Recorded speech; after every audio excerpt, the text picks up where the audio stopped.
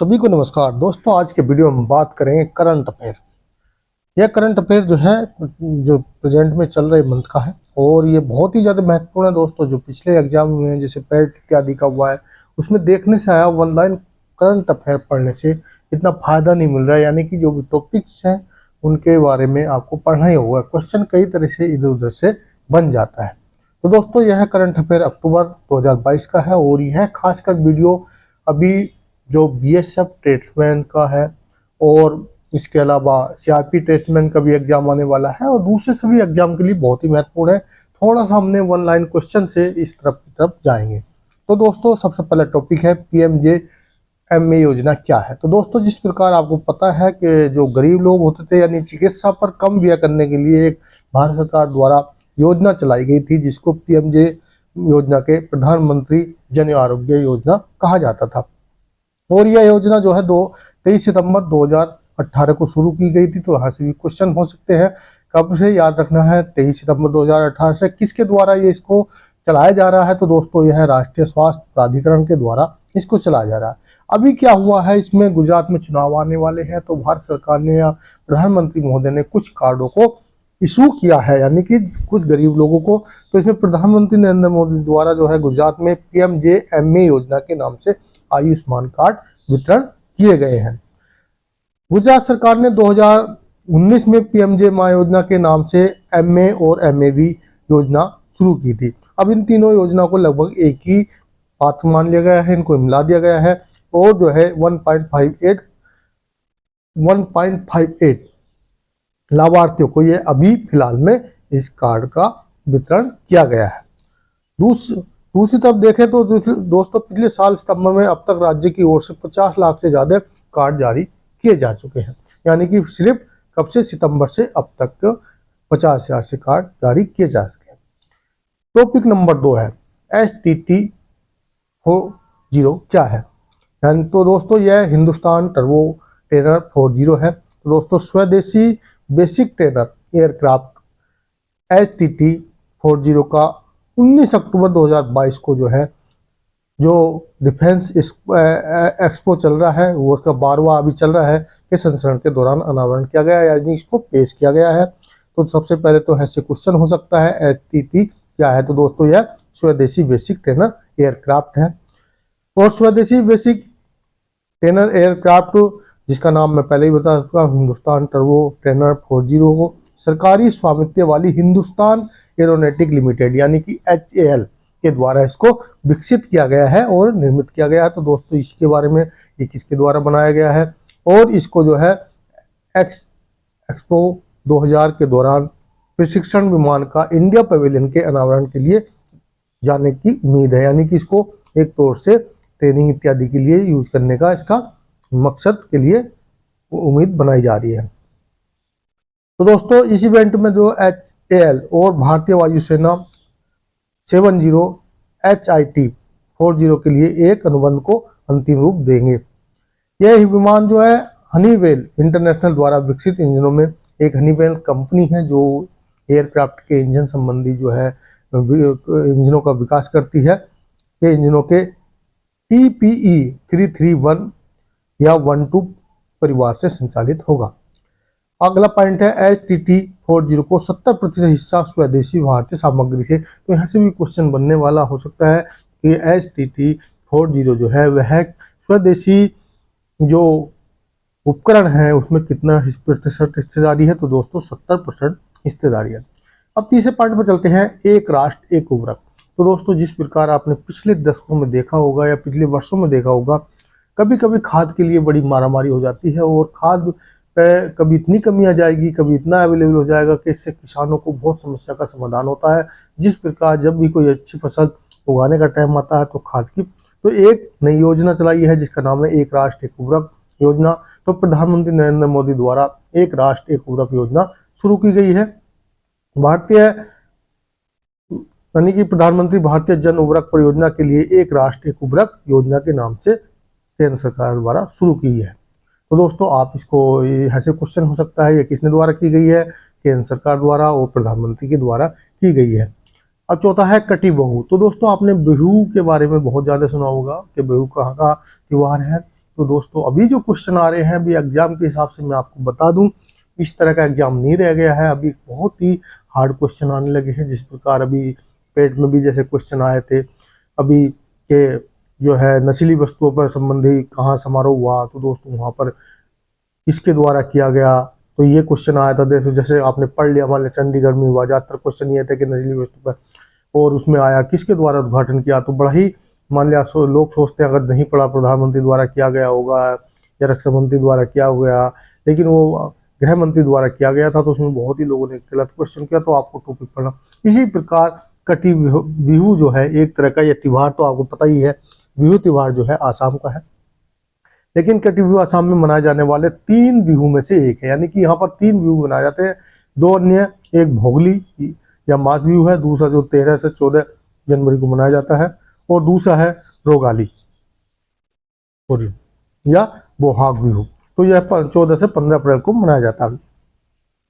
अब जो कटी बिहू या कटाई के समय में शुरुआत में चिन्हित करने के लिए जो है असम में कटी बिहू मनाया जाता है, और यह असमिया कैलेंडर के जो कटी यानी कटाई के महीने के दिन मनाया जाता है, जो आमतौर पर अक्टूबर के मध्य में होता है। यानी कि जो अभी महीना चल रहा है, इस महीने में कटी बिहू को कोंगाली गरीबी बिहू के रूप में भी जाना जाता है, या गरीब बिहू, क्योंकि आमतौर पर अन्न भंडार खाली होते हैं और वर्ष के इस समय में खाने के लिए बहुत कुछ नहीं होता है, यानी कि इसको गरीब के तौर पर माना जाता है। इस समय जो दूसरे जो बिहू मनाए जाते हैं उस समय उनके पास पैसा होता है, फसलें होती हैं, लेकिन यह एक ऐसा है जब फसल बिल्कुल नहीं होती है, यानी कि खाने पीने के लिए बहुत समस्या होती है उस समय आसाम में, यानी कि खाने की संबंधित चीजें लगभग खत्म हो जाती हैं।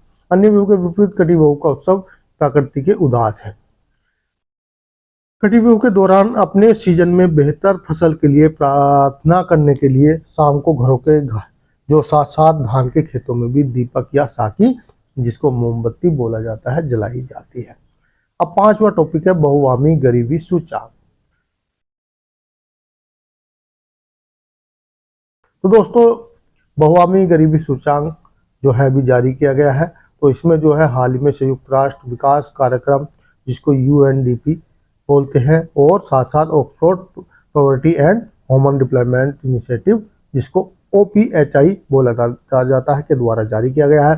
तो दोस्तों यहाँ से कई बार यह क्वेश्चन हो सकता है बहुआमी गरीबी सूचकांक किसके द्वारा जारी किया गया है, तो एक ऑप्शन आ सकता है, दोनों आ सकते हैं, दोनों आ सकते हैं, तो आपको ध्यान रखना है 2 संस्थाओं द्वारा किया गया है। एक तो है UNDP, दूसरा है OPHI। पहली बार इस रिपोर्ट में भारत की गरीबी की 15 साल की प्रवृत्ति पर ध्यान केंद्रित करते हुए एक विशेष खंड समर्पित किया गया है। पिछले 15 वर्षों में गरीबी लोगों की संख्या 415 मिलियन की गिरावट आई है, यानी कि इसमें दिखाया गया है कि गरीबी कम हुई है भारत में। भारत में अभी भी दुनिया में सबसे ज्यादा गरीब लोग हैं, और नाइजीरिया में दूसरे नंबर पर सबसे ज्यादा है। तो दोस्तों ये भी पूछा जा सकता है कि जो रिपोर्ट तैयार की गई है बहुआमी गरीबी सूचकांक में सबसे नंबर पर कौन है, तो विश्व में सबसे नंबर पर जो अभी हुआ है उसमें भारत है, और दूसरे स्थान पर जो है नाइजीरिया है। बच्चों की गरीबी तेजी से घटी है। भारत में गरीब बच्चों की संख्या सबसे ज्यादा है, संख्या तो सबसे ज्यादा है, जनसंख्या भी ज्यादा है, तो संख्या भी और गरीबी का स्तर भी, क्योंकि हमारा अभी जो है इतनी विकासशील नहीं है। देश में 57 मिलियन बच्चे यानी कि 21.8 भारतीय बच्चे हैं। जितने भी विश्व के अंदर बच्चे हैं दोस्तों, उसका 21.8% भारत में ही है बच्चे गरीबों की, अगर देखा जाए तो। 60 वर्षों से अधिक आयु के लगभग 94 मिलियन यानी 8.1% लोग गरीब हैं। 2019 से 2019 से 21 के आंकड़े से पता चलता है कि भारत में लगभग 16.4% आबादी गरीब है। इसमें 4.2 कह लें जिसको अत्यधिक गरीब है, जो अपना गुजारा करने में भी पूरे सक्षम नहीं है। लगभग 18.7% आबादी कमजोर अत्यधिक गरीब में धकेले जाने की संभावना है। 9 नंबर पॉइंट है, दक्षिणी एशिया में भारत एकमात्र ऐसा देश है जहां पुरुष प्रधान परिवार 15.9% की तुलना में महिला प्रधान परिवार 19.7 में गरीबी काफी अधिक है। गोवा, जम्मू और कश्मीर, आंध्र प्रदेश, छत्तीसगढ़ और राजस्थान में सबसे तेजी से गरीबी कब देखी गई, यानी कि जो अभी गरीबी कम हो रही है, यानी कि ग्राफ जो बढ़ रहा है थोड़ा सा ऊपर, उसमें सबसे ऊपर गोवा का है, फिर जम्मू कश्मीर का है, आंध्र प्रदेश है, छत्तीसगढ़ और राजस्थान है। बिहार, झारखंड, मेघालय, उत्तर प्रदेश, मध्य प्रदेश, असम, उड़ीसा, छत्तीसगढ़ और राजस्थान में अन्य सबसे ज्यादा गरीबी राज्य बने हुए हैं। अब आता है नेक्स्ट आपका जो टॉपिक है वो है टेप्स एक्सपो 2022। तो दोस्तों यह 2 वर्षों में एक बार होता है और अभी इसका 12वां, पहले इसका आया भी था जो अभी हमने एयरक्राफ्ट के बारे में पढ़ा था, तो ये 12वां संस्करण है, यानी कि इससे पहले 11 हो चुके हैं और ये 18 से 22 तारीख तक ये चलेगा, यानी कि अभी फिलहाल में चल रहा है। और इसकी जो थीम है पाथ टू प्राइड है और आत्मनिर्भर भारत के प्रति भारत सरकार के दृष्टिकोण को अनुरूप है। पहली बार इस आयोजन में केवल भारतीय प्रदर्शकों को अनुमति दी गई है। पहले जितने भी आपके यहाँ ये हुए थे उसमें सभी विदेशी कंपनियां भी शामिल होती थी, लेकिन पहली बार है जब इसमें सिर्फ स्वदेशी कंपनियों को ही अनुमति दी गई है। हाँ, विदेशी कंपनियों को शो के दौरान सेमिनार करने की, बैठक करने की आमंत्रित किया गया। आपने शो कर सकते हैं, बैठक कर सकते हैं, लेकिन आइटम बिक्री उनका जो भी मतलब उपकरण है उनको बिक्री नहीं कर सकते या प्रदर्शित नहीं कर सकते, जिसमें भारतीय स्टार्टअप और कंपनियों में निवेश करने के लिए आमंत्रित किया जाएगा। यह कार्यक्रम अहमदाबाद और गांधीनगर में आयोजित किया जाएगा। तो दोस्तों इसके भी क्वेश्चन बन सकता है कि जो डेफ एक्सपो है वो कहाँ पर आयोजित किया जाएगा। तो 2 शहर है, ये अहमदाबाद और गांधीनगर है, जिसमें सशस्त्र बलों, रक्षा, सार्वजनिक क्षेत्रों के उपकरणों जिसको DPS US के और निजी संस्थाओं के उपकरणों को कौशल का लाइव प्रदर्शन किया जाएगा। अब नेक्स्ट टॉपिक आता है भारत की पहली स्वदेशी निर्मित एल्युमिनियम मालगाड़ी। तो दोस्तों अभी तक जितनी भी मालगाड़ियां या ट्रेनें थी सब लोहे आयरन से बनी हुई थी, लेकिन पहली भारत की एक एल्युमिनियम गाड़ी चलाई गई है। तो यहाँ से क्वेश्चन बनने की ज्यादा संभावना है। भारतीय रेलवे ने हाल ही में उड़ीसा में स्वदेशी रूप से निर्मित एल्युमिनियम मालगाड़ी के पहले रैक को हरी झंडी दिखा दी है। एल्युमिनियम मालगाड़ी इनको संयुक्त रूप से बेस्को लिमिटेड, वैगन डिवीजन और एल्युमिनियम प्रमुख हिंडाल्को द्वारा विकसित किया गया है। इसे अनुसंधान, डिजाइन और मानक संगठन RDSO जिसको बोलते हैं रिसर्च डिप्लॉयमेंट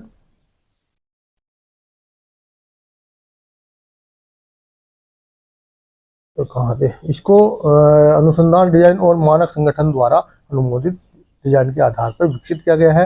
वैगन को उच्च शक्ति वाले एल्युमिनियम, मिश्र धातु, प्लेटों और एक्सट्रूजन का उपयोग करके बनाया गया है, जिसमें स्वदेशी रूप से हीराकुंड, उड़ीसा में रैंकों को रोलिंग सुविधा द्वारा विकसित किया गया है।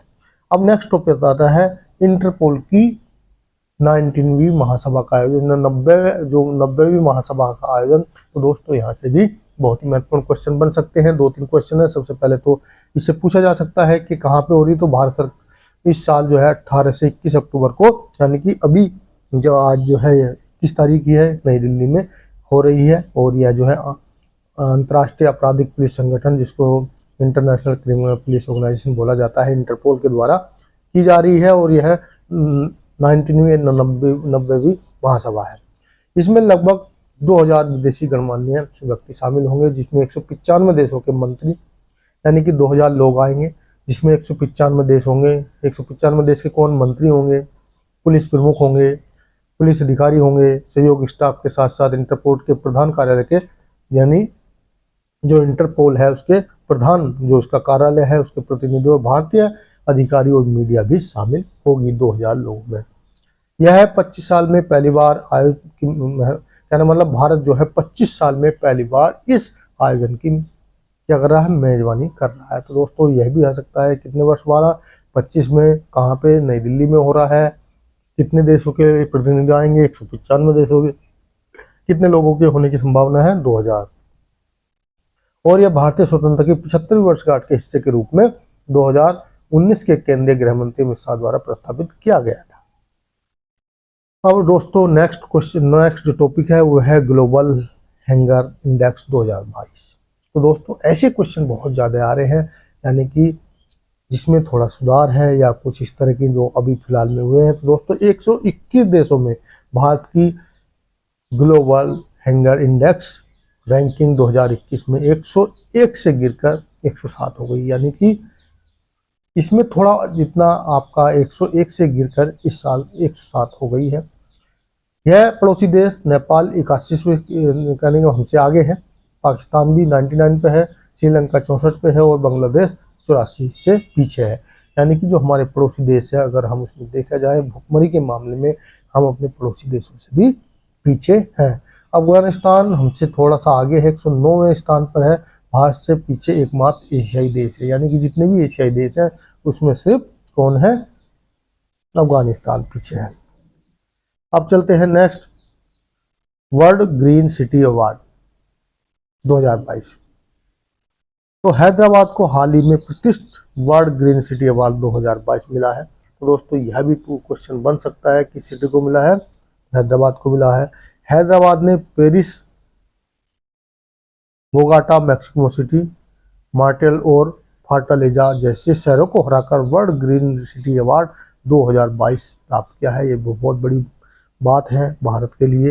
हैदराबाद को international association of horticulture procedure यानी AIPH 2022 के पुरस्कार भी मिला है।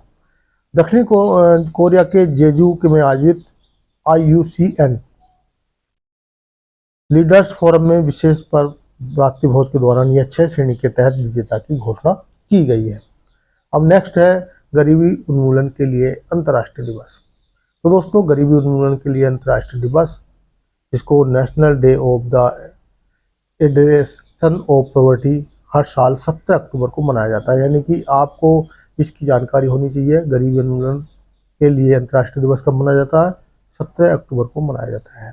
यह दिन उन लोगों को प्रयास और संघर्ष को पहचानने और स्वीकार करने के लिए मनाया जाता है जो निर्धनता से गुजर बसारा कर रहे हैं, यानी कि किसी भी तरह का अपना गुजारा बसारा कर रहे हैं। विश्व बैंक ने हाल ही में अपनी रिपोर्ट में जारी इस रिपोर्ट में कहा है कि 2011 की तुलना में 2019 में भारत में गरीबी 12.3% कम हुई है, यानी कि थोड़ा सा भारत में गरीबी कम हुई है। नेक्स्ट है विश्व खाद्य दिवस, वर्ल्ड फूड डे। तो दोस्तों यह 16 अक्टूबर को मनाया जाता है और 2021 का 76वां विश्व खाद्य दिवस मनाया गया है। नेक्स्ट है विश्व छात्र दिवस, वर्ल्ड स्टूडेंट डे 15। दोस्तों विश्व जो छात्र दिवस है वह 15 अक्टूबर को मनाया जाता है, विश्व छात्र दिवस के रूप में मनाया जाता है। इसे भारत के पूर्व राष्ट्रपति महान वैज्ञानिक APJ अब्दुल कलाम के जन्मदिन के उपलक्ष्य में मनाया जाता है। 2015 में संयुक्त राष्ट्र ने 15 अक्टूबर को विश्व छात्र दिवस के रूप में मनाने की घोषणा की है। नेक्स्ट है global hand washing day, hand washing day. दोस्तों तो लोगों को स्वच्छ और स्वस्थ रखने के लिए स्वच्छता के महत्व पर जागरूकता बढ़ाने और बेहतर समझ विकसित करने के लिए 15 अक्टूबर को दुनिया भर ने ग्लोबल हैंड वॉशिंग डे के रूप में मनाया। तो दोस्तों 15 अक्टूबर को याद रखना है।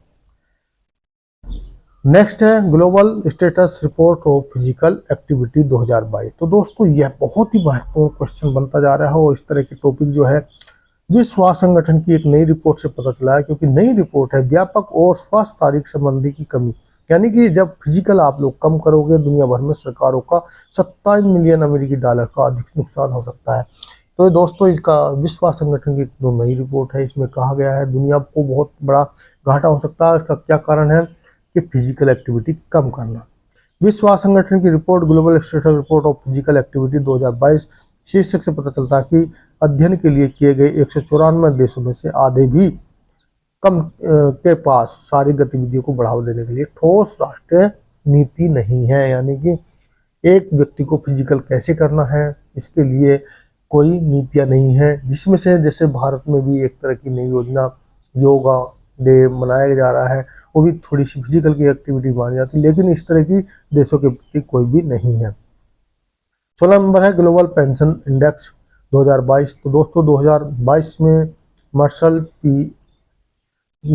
CFA institute global pension index survey, जिसको MCGPI हाल ही में जारी किया है। इसमें जो दोस्तों आयरलैंड फर्स्ट है, नीदरलैंड सेकंड है और डेनमार्क तीसरे नंबर पर है। इस सूचांक में जो है 144 देशों में से 41वां नंबर भारत का है, यानी बहुत ही पीछे है। विश्व पर्यावरण दिवस। तो दोस्तों विश्व पर्यावरण दिवस 3 अक्टूबर को मनाया जाता है। यह दिन संयुक्त राष्ट्र की एक पहल है। इस दिन को दुनिया भर के किसी के लिए पर्याप्त आश्रय यानी कि उनको निवास देना और आवास के मूल अधिकार को बढ़ावा देने के उद्देश्य से मनाया जाता है।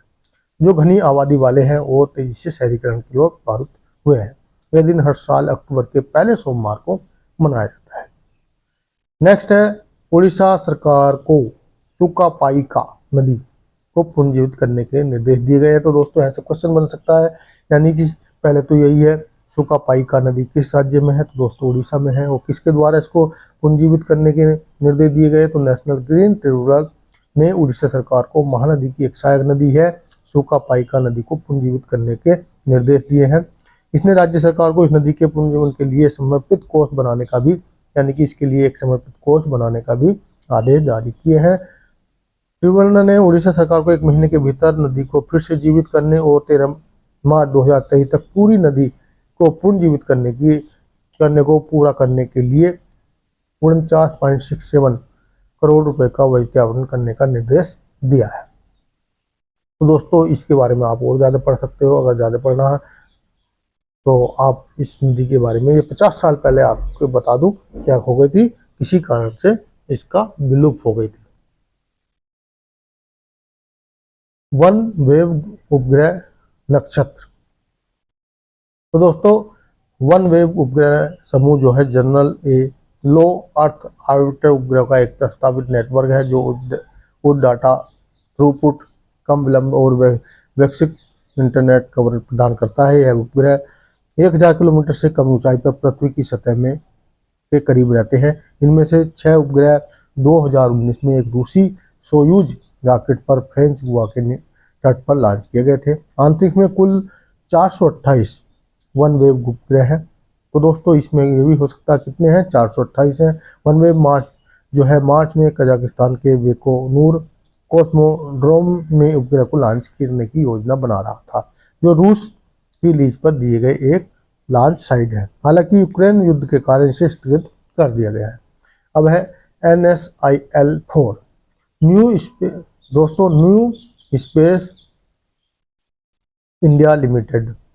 दोस्तों new space India limited ISRO की वाणिज्य शाखा है, जिसे मार्च 2019 में गठित किया गया था। यह भारत सरकार के आंतरिक विभाग DOS के तत्वाधान में आता है। इसका उद्देश्य है आंतरिक क्षेत्र में व्यावसायिक मांगों को पूरा करना। यह भारतीय फर्मों के सहयोग में स्वदेशी प्रक्षेपण वाहनों का निर्माण, प्रौद्योगिकी हस्तांतरण, प्रक्षेपण सेवा प्रदान करना, उपग्रह निर्माण और अन्य जन सेवाओं के साथ साथ उपग्रह आधारित सेवा शामिल है। इसका मुख्य उद्देश्य जो है आंतरिक से संबंधित पहलों में भारत को एक उच्च प्रौद्योगिकी निर्माण केंद्र बनाना है। अब 21 है 36वें राष्ट्रीय खेल। तो दोस्तों ऐसे क्वेश्चन अब पैट एग्जाम में भी आए हैं, आगे भी आते रहेंगे। जैसे कॉमनवेल्थ गेम से हुआ था उससे भी क्वेश्चन मिले हैं लोगों को। तो प्रधानमंत्री नरेंद्र मोदी द्वारा अहमदाबाद गुजरात में 36वें कौन से राष्ट्रीय खेलों का उद्घाटन किया गया है? यह अहमदाबाद, गुजरात, सूरत, बड़ौदा, राजकोट और भावनगर में आयोजित होंगे। तो दोस्तों कितने शहर हैं? अहमदाबाद, गुजरात, सूरत, बड़ौदा, राजकोट और भावनगर 6 शहरों में गुजरात के में होंगे। इस आयोजन में 28 राज्य 8 केंद्र शासित प्रदेश की टीम भाग लेगी। इसमें नई चीज क्या है? 2 नए केंद्र शासित प्रदेश लद्दाख और दादर नगर हवेली और दमन और दीव इस साल राष्ट्रीय खेलों में अपनी शुरुआत करेंगे। इन खेलों का पिछला संस्करण 2015 में केरल में आयोजित हुआ था। दूसरी बात है 2015 के ये हर 4 साल में होते हैं, लेकिन किसी कारण कोरोना कारण नहीं हो पाए थे। अब 2015 की बात हो रहे हैं। भारत में लॉन्च की 5G सुविधा यानी सेवा। तो नई दिल्ली में प्रगति मैदान में आयोजित इंडियन मोबाइल कांग्रेस 2022 में प्रधानमंत्री नरेंद्र मोदी द्वारा 5G टेलीफोनिक सेवा लॉन्च की गई है। शुरुआत में इसे 13 शहरों में लॉन्च किया जाएगा, जिसमें दिल्ली है, बेंगलुरु है, मुंबई है, चेन्नई है, अहमदाबाद है, चंडीगढ़ है, गांधीनगर है, हैदराबाद, कोलकाता, लखनऊ, पुणे, जामनगर और गुरुग्राम शामिल है। दिसंबर 2023 अगर इसमें क्वेश्चन बनता है कि 5G पूरे देश में कब तक लॉन्च करने की योजना है, तो दिसंबर 2023 तक बाकी सभी हिस्सों में इस नई पीढ़ी का नेटवर्क को विकसित कर दिया जाएगा। अब है इंडियन मोबाइल कांग्रेस 2022 क्या है। तो इंडियन मोबाइल कांग्रेस 2022 1 से 4 अक्टूबर तक आयोजित की गई थी, जिसे न्यू डिजिटल यूनिवर्सल थीम के साथ आयोजित प्रधानमंत्री मोदी द्वारा किया गया है। यह कार्यक्रम सरकार, विशेषज्ञों और प्रमुख प्रौद्योगिकी, मीडिया और मनोरंजन संचार कंपनी को एक साथ में लाता है। यह भारत के प्रौद्योगिकी क्षेत्र में एक प्रमुख नेटवर्क कार्यक्रम है। यह भारत सरकार के दूरसंचार विभाग और secular operator association of India, जिसको COAI द्वारा संयुक्त रूप से आयोजित किया जाता है। 24वां भारत के नए महान्यायवादी। तो अटॉर्नी जनरल कौन बने हैं। तो सुप्रीम कोर्ट के वरिष्ठ अधिवक्ता और आर वेंकटमणि को 3 साल की अवधि के लिए अटॉर्नी जनरल बनाया गया है। आर वेंकटमणि एक वकील हैं जिन्हें भारत की शीर्ष अदालत में 42 वर्षों का अभ्यास का अनुभव है। उन्होंने 1977 में काउंसिल ऑफ तमिलनाडु में दाखिला किया था। अब चलते हैं भारत के महान्यायवादी के बारे में बात कर लेते हैं। भारत के महान्यायवादी की नियुक्ति भारतीय संविधान के अनुच्छेद 76 के तहत की जाती है, राष्ट्रपति द्वारा की जाती है। वह भारत के सर्वोच्च कानूनी अधिकारी हैं। भारत के न्यायाधीश को सर्वोच्च न्यायालय के न्यायाधीश बनने के योग्य होना चाहिए। अटॉर्नी जनरल के लिए कोई विशिष्ट कार्यकाल नहीं है, क्योंकि यह भारत के प्रधानमंत्री से प्रसाद पर्यंत या इच्छा के अनुसार पद धारण करते हैं। संविधान इनकी बर्खास्तगी के लिए आधार या प्रक्रिया निश्चित नहीं है और राष्ट्रपति द्वारा किसी भी समय कहना मतलब कोई ऐसा कार्य हो गया है जिससे इनको हटाया जा सकता है तो हटाया जा सकता है। 25वां पॉइंट है वंदे भारत 2।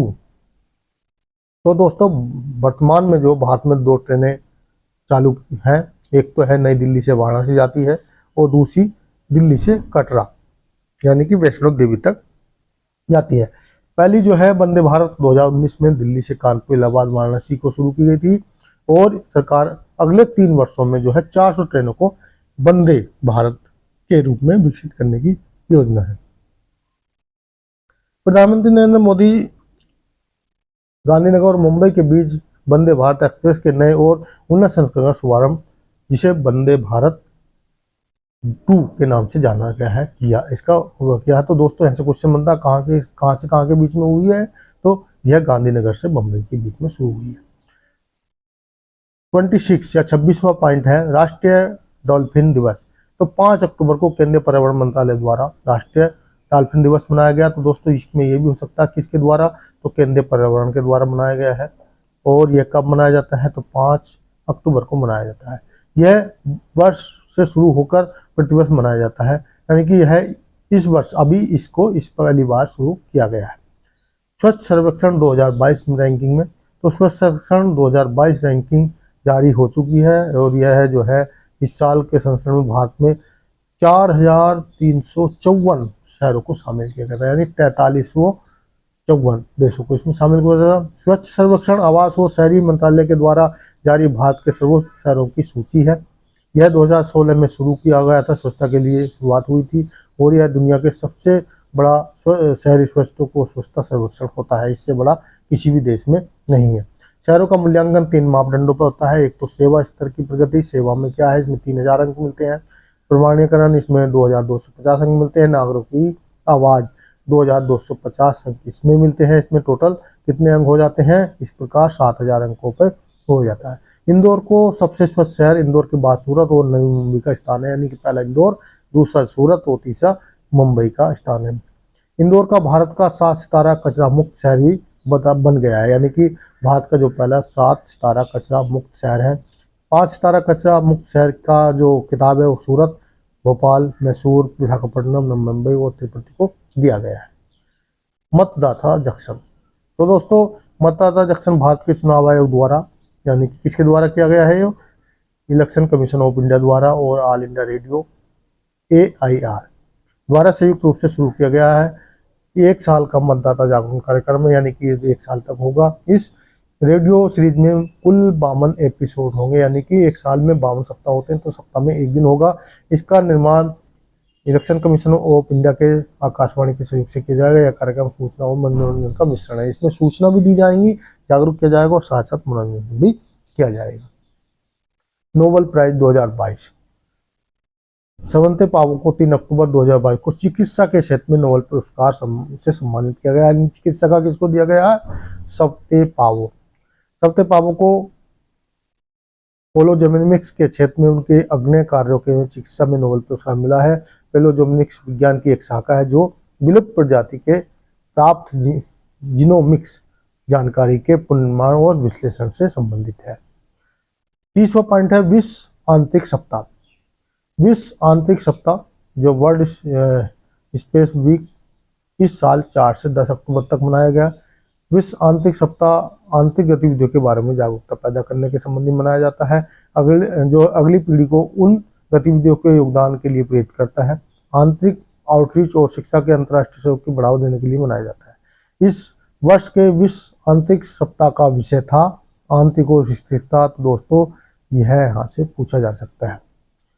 31वां पॉइंट है भौतिक में नोबेल पुरस्कार। तो दोस्तों पहले हमने चिकित्सा की बात की, अभी भौतिक में। तो दोस्तों एलन एक्सपेक्ट, जॉन क्लासर और एंटोनो जिलीगर ने उप परमाणु कर्मों जिसको के बारे में जो जानकारी दी कि व्यवहार की समझ के प्रगति की दिशा में इनके योगदान को नोबेल पुरस्कार दिया गया है।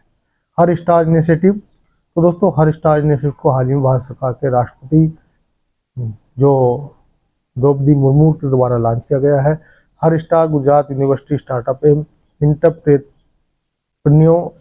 काउंसिल का कार्यान्वयन एक पहल है। यह गुजरात राज्य सरकार के केंद्र शासित और संयुक्त राष्ट्र बाल आपात कोष द्वारा पुनर्स्थापित है। साहित्य में नोबेल पुरस्कार 2022। तो दोस्तों अभी हमने पहले चिकित्सा के बारे में और की बात की। अब इसके बाद साहित्य में नोबेल पुरस्कार किसको मिला? तो फ्रांसीसी लेखक एनी एलाक्स को हाल ही में साहित्य में नोबेल शांति पुरस्कार मिला है। एनी एलाक्स जिनकी रचना ज्यादातर आत्मकथात्मक है, उनके साहस और नैदानिक जीर्णता की पहचान के लिए साहित्य उनका नोबेल पुरस्कार मिला है। उनके साथ उन्होंने साहित्य के माध्यम से अपने जीवन को उजागर किया है।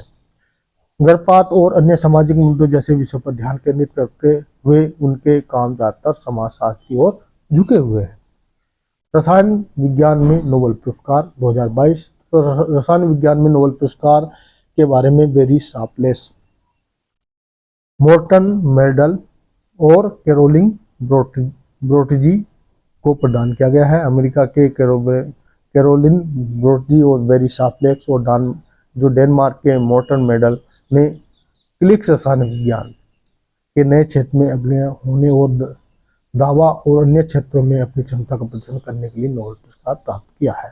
इन्होंने ऐसी प्रतिक्रियाओं की खोज की है जो अणुओं को एक साथ स्ट्रैप करने की अनुमति देता है, नए योगों के निर्माण में सक्षम बनाती है और कोशिक जीव विज्ञान की अंतर्दृष्टि प्रदान करती है। Bharat skill forum. तो दोस्तों भारत स्किल फोरम जो पिछले भारत स्किल लर्निंग प्लेटफॉर्म को जोड़ा गया है। इच्छुक अभ्यर्थियों को किसी भी भाषा में पुस्तक, वीडियो, प्रश्न बैंक, हस्तलिखित प्रश्नों और प्रशिक्षुओं को नोट, पीडीएफ स्कैन की गई प्रतियां आदि को साझा करने का एक समक्ष बनाता है, यानी प्लेटफॉर्म है जो कि कुछ लोगों ने अपने जो नोट्स बना रखे हैं, वीडियो बना रखी हैं, प्रश्न पत्र है या इत्यादि को इस पे भारत स्किल फोरम पर शेयर कर सकते हैं।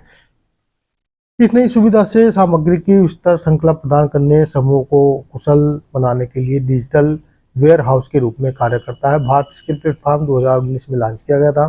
भारत स्किल एक ऑनलाइन प्रशिक्षण मंच है जो प्रौद्योगिकी प्रशिक्षण संस्थाओं ITI पारिस्थितिकी तंत्र के संबंधी कौशल प्रदान करता है। यह कौशल केंद्र डिजिटल भंडार जो डिजिटल अध्ययन सामग्री जैसे ई बुक, प्रश्न बैंक या क्वेश्चन बैंक, सीखने के लिए वीडियो आदि तक आसान पहुंच प्रदान करता है। चीता स्टॉक कोर्स। तो दोस्तों जैसे कि आपको पता होगा अभी जो है भारत सरकार द्वारा जो है विदेशों से चीते लाए गए हैं। तो इसके लिए केंद्र सरकार ने कुल्लू नेशनल पार्क में जो छोड़े गए हैं कि अन्य विशिष्ट क्षेत्रों में चीता परिचय और योजना की निगरानी के लिए एक टास्क फोर्स का गठन किया गया है।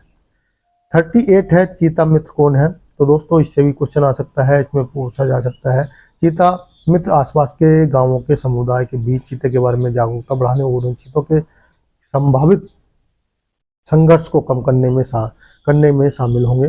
इस उद्देश्य के लिए वन अधिकार द्वारा 51 गांवों के 400 से अधिक चीता मित्र को प्रशिक्षण किया गया। यानी कि जो जो भी कहने मतलब जितने भी गांव हैं आसपास, उनके में से 400 लोगों को चिन्हित किया गया है। एक तरह से उनको ट्रेनिंग दी गई है, उन्हीं को चीता मित्र बोला गया है। 39 है डिजिटल रुपया। आरबीआई लॉन्च करेगी भारत की सरकारी डिजिटल करेंसी। इस साल 7 अक्टूबर को भारतीय रिजर्व बैंक ने डिजिटल मुद्रा के बारे में जन जागरूकता बढ़ाने के लिए कॉन्सेप्ट नोट लॉन्च किया। नोबेल शांति पुरस्कार। तो दोस्तों 7 अक्टूबर 2022 को नोबेल शांति पुरस्कार बेलारूस के मानवाधिकार अधिवक्ता एलेस बिलियास्की, यूक्रेन के मानवाधिकार संगठन सेंटर फॉर सिविल लिबर्टीज और रूसी मानवाधिकार संगठन मेमोरियल को प्रदान किया, संयुक्त रूप से प्रदान किया गया है। 41 विश्व मानसिकता स्वास्थ्य, जिसको वर्ल्ड मेंटल हेल्थ डे बोला जाता है, विश्व मानसिक स्वास्थ्य दिवस वैश्विक मानसिक स्वास्थ्य जागरूकता, शिक्षा और सामाजिक कलंक के खिलाफ वकालत के लिए एक अंतर्राष्ट्रीय दिवस है। यह दिवस पहली बार 1992 में world federation for mental health की पहल पर मनाया गया था। यह महासंघ वैश्विक मानसिक स्वास्थ्य संगठन है, जिसमें 150 से अधिक देश शामिल है। मानसिक स्वास्थ्य संगठन यानी मानसिक स्वास्थ्य के मुद्दों पर जागरूकता बढ़ाने के उद्देश्य से 10 अक्टूबर को दुनिया भर में विश्व मानसिकता स्वास्थ्य दिवस मनाया गया। मानसिक स्वास्थ्य और कल्याण के संबंधी पहलुओं पर समर्थ हासिल करने के लिए यह दिन मनाया जाता है। अब नेक्स्ट लास्ट है आज का दोस्तों विश्व डाक दिवस। यह है दोस्तों महत्वपूर्ण अक्टूबर माह के जो है करंट अफेयर हैं। इसमें से आपको अगर कुछ अधिक से अधिक जानकारी देने की मैंने कोशिश की है। इसी तरह के क्वेश्चन आते हैं करंट अफेयर के, और इसमें या तो दिन पूछ लिया जाता है या कहाँ केस की वो हुई है, और इसके अलावा जीके के हमारे पास भी बहुत सारे क्वेश्चन हैं। 42 विश्व डाक दिवस। हर साल 9 अक्टूबर को संयुक्त राष्ट्र द्वारा विश्व डाक दिवस मनाया जाता है। 9 अक्टूबर 1874 में यूनिवर्सल पोस्ट यूनियन की स्थापना के लक्ष्य में 9 अक्टूबर को मनाया जा रहा है। इस दिन से 1969 में जापान में यूनिवर्सल पोस्ट दिवस कांग्रेस में विश्व डाक दिवस के रूप में घोषित किया गया था। तो दोस्तों यह जो वीडियो थी करंट अफेयर के संबंधित थी, यह जो है आपको ये आने वाले सभी एग्जाम वाले इसको देख सकते हैं। वन लाइन क्वेश्चनों के जो भी पहले हमने वीडियो बनाई करंट अफेयर की, उनसे इतना फ़ायदा नहीं मिलता। जैसे किसी भी एक हम टॉपिक पे ले लेते हैं, तो दोस्तों जैसे हमने मान लिया कहीं से क्वेश्चन बनता है, जैसे मान लिया यही ले लिया हमने यहाँ से भारत स्किल फोरम कब मनाया गया, तो दोस्तों इसमें क्या क्या है। तो इस तरह के पढ़ने से हमको कब लॉन्च किया गया था, 2019 में लॉन्च किया गया था, और दूसरी चीज़ें भी इसमें मिल जाती हैं। तो उसमें टॉपिक पढ़ना बहुत ही महत्वपूर्ण हो जाता है। तो दोस्तों वीडियो अच्छा लगा तो वीडियो को लाइक करें, दोस्तों को शेयर करें, चैनल को सब्सक्राइब करें। वीडियो देखने के लिए थैंक यू, धन्यवाद।